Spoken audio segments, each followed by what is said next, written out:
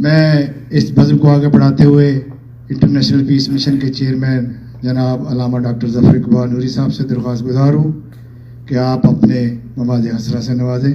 جناب علامہ ڈاکٹر ظفر اقبال نوری. زندہ باد زندہ باد.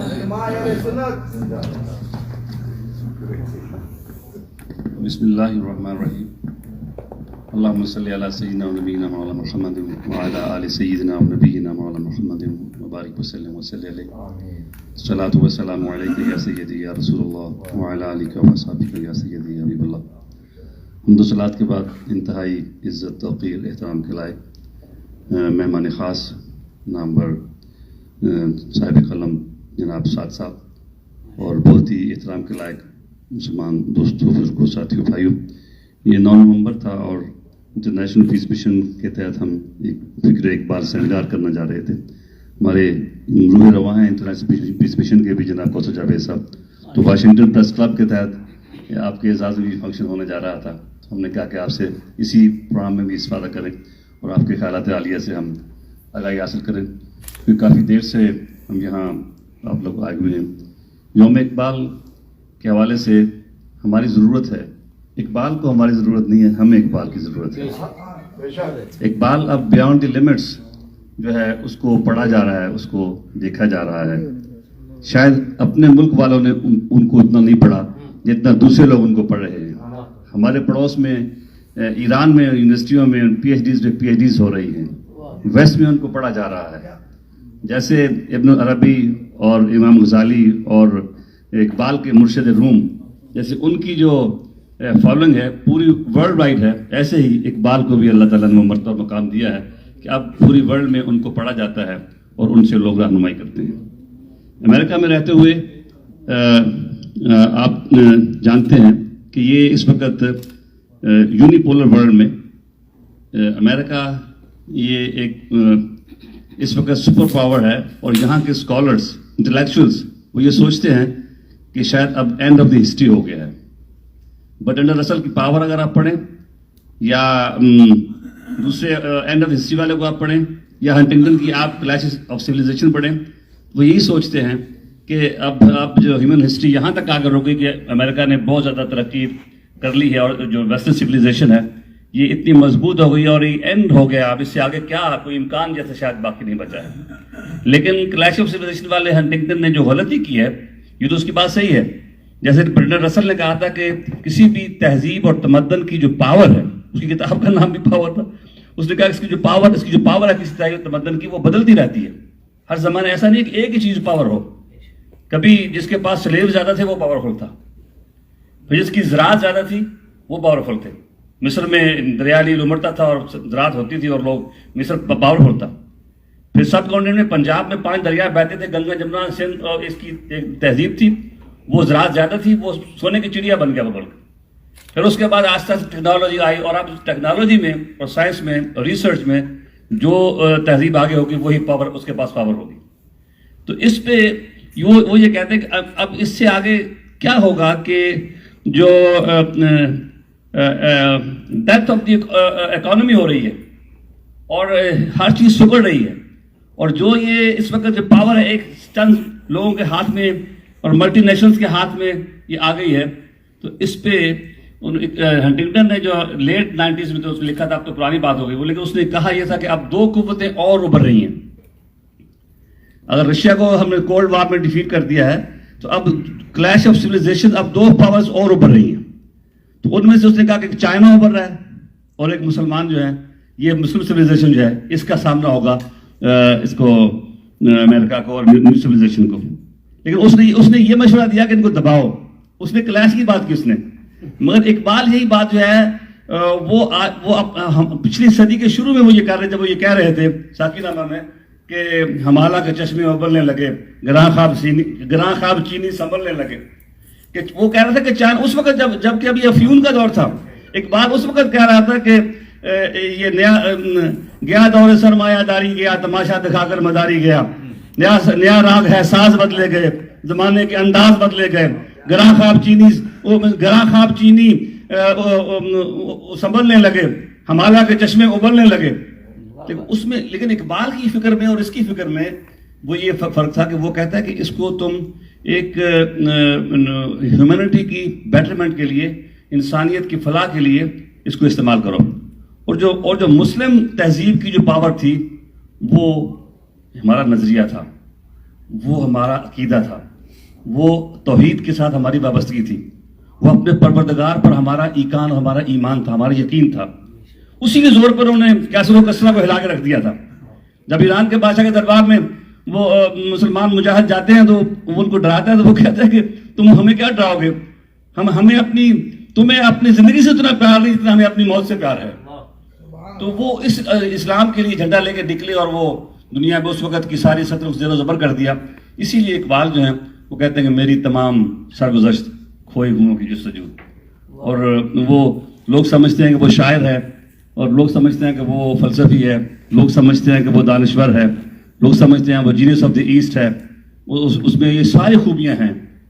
سچی بات وہ کہتے ہیں کہ منستو اے امیر امم داد خواہم کہ مرا یاراں غزل خان شمردن.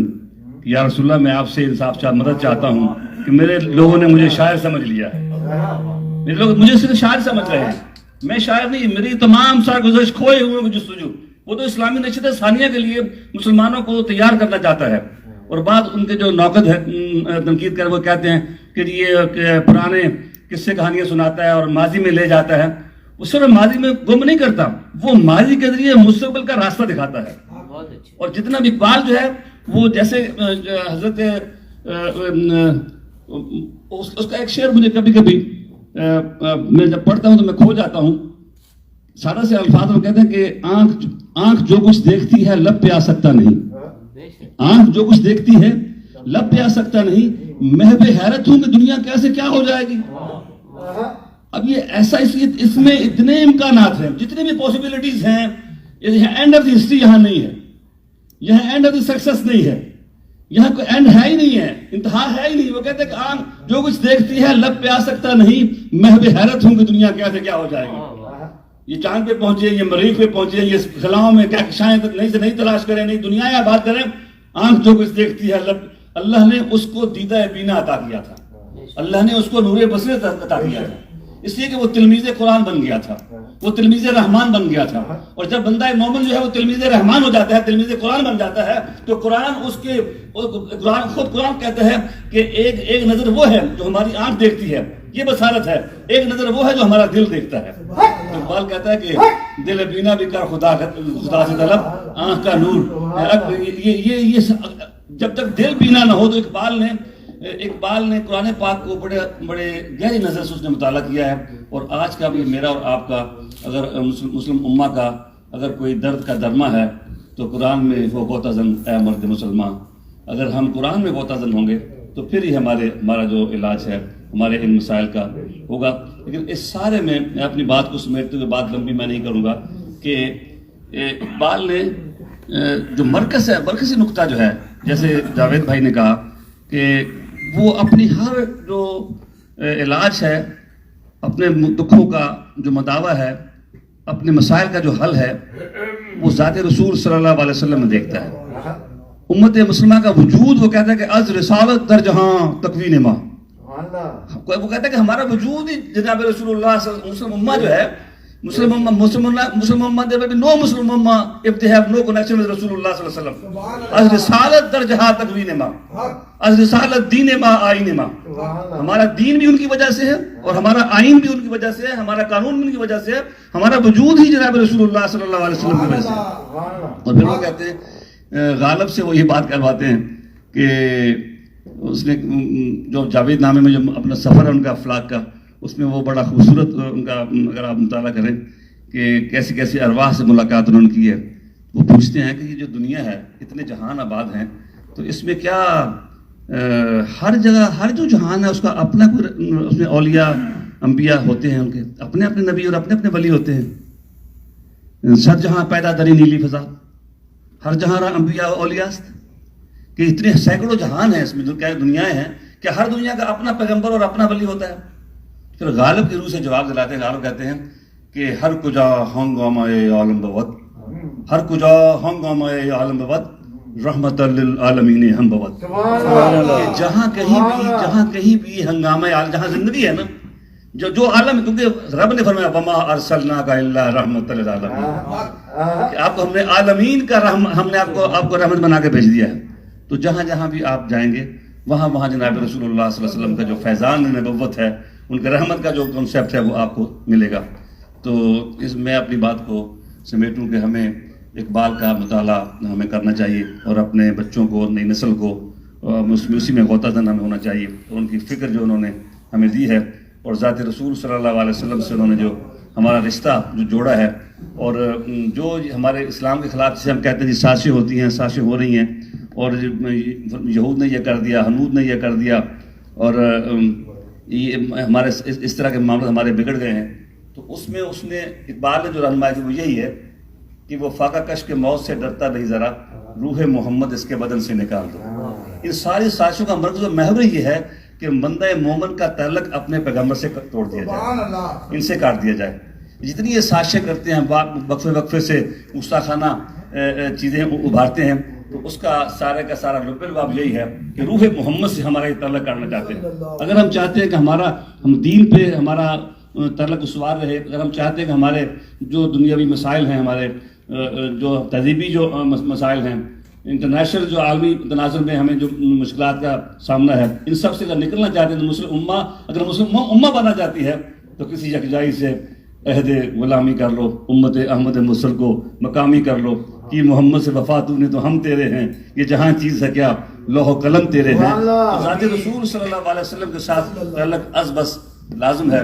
میں آپ کی اجازت سے صاحب بھائی, کل پرسوں ہی میں نے یہ ایک نظم کے کچھ اشعار لکھے ہیں, اور یہ جو گستاخانہ خاکے جو ہوئے ہیں, اس میں چونکہ ایک اقبال کی امید کا جو پہلو ہے کہ یہاں اندھیرا نہیں ہے, انشاءاللہ ان کے بعد اجالا ہوگا, اور اس طرح کی سازشوں سے ہم زبردست بات ہم نکلیں گے انشاءاللہ. تو اس پہ یہ کہ دنیا ہے اجالوں کے اندھیروں میں گرفتار, دنیا ہے اجالوں کے اندھیروں میں گرفتار, دانش کے دعاوی میں جہالت کی ہے چہکار, اور تہذیب نبی رکھتی ہے آپ اپنے ہی آزار, وحشت سے تعصب سے عداوت سے ہے بیمار, اور ہر چیز چمکتی ہوئی بک جاتی ہے یہاں پر, سونے کی طرح لیتے ہیں مٹی بھی خریدار, اور ابلیس نے دہکائی ہے یہ آتش نفرت.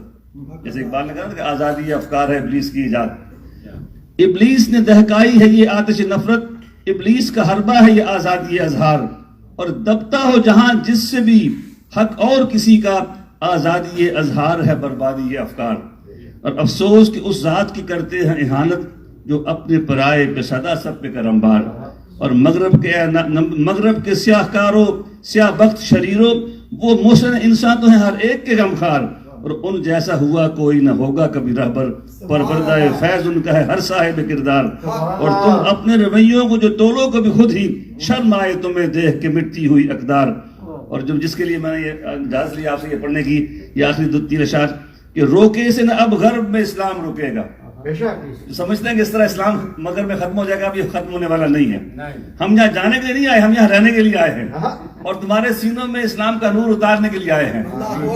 روکے سے نہ اب غرب میں اسلام رکے گا, یہ شر کے ہنگامے ہیں کسی خیر کے آثار, یہ شر کے ہنگامے ہیں کسی خیر کے آثار, اور آفاق پہ مغرب کے بھی اب ہوں گے اجالے, آفاق پہ مغرب کے بھی اب ہوں گے اجالے, وہ دیکھو محمد کے ابھرتے ہوئے انوار, اور گونجیں گے یہاں اس میں محمد کے ترانے, گونجیں گے یہاں اس میں محمد کے ترانے, ہونے کو ضمیر آج ہے انسان کا بیدار, اور کرتے ہیں بپا فتنے جو افرنگ کے ساحر, کرتے ہیں بپا فتنے جو افرنگ کے ساحر, لازم ہے کہ مومن بھی ہو اب خواب سے ہوشیار, اور اپنے لیے اور آپ سب کے لیے, اپنے مسلمان بھائیوں کے لیے کہ پڑھتے ہیں قصیدے جو صدا عشق نبی کے, پڑھتے ہیں قصیدے جو صدا عشق نبی کے, اب وقت ہے ڈھل جائیں اسی عشق میں کردار, اور سینے ہوں محمد کی محبت کے خزینے, اعمال ہوں سب سیرت انور سے ضیاء بار. نعرہ تکبیر, نعرہ رسالت.